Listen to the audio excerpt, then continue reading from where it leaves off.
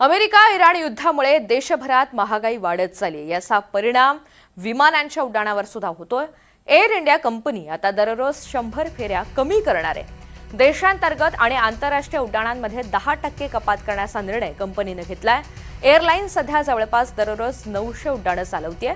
उड्डाणांमध्ये 100 फेऱ्या कमी झाल्यामुळे आता एअर इंडियाच्या दिवसभरात केवळ 800 फेऱ्या होतील। मध्य पूर्वेत अमेरिका, इस्रायल आणि इराण संघर्षाच्या पार्श्वभूमीवर एक मोठी बातमी समोर आली आहे। इराणने केलेल्या हल्ल्यामध्ये अमेरिकेच्या मध्य पूर्वेतील लष्करी तळांचं मोठं नुकसान झालंय। महत्त्वाचं म्हणजे यापैकी काही तळांचं एवढं प्रचंड नुकसान झालंय की या हल्ल्यात इराणने अमेरिकेची प्रगत रडार यंत्रणा, दळणवळणाच्या पायाभूत सुविधा आणि विमानांना लक्ष्य केलं।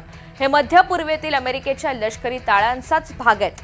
या नुकसानामध्ये महत्त्वाच्या सुविधांचा समावेश असून यामुळे या प्रदेशामधील अमेरिकेच्या उपस्थितीवर प्रश्नचिन्ह निर्माण झालंय।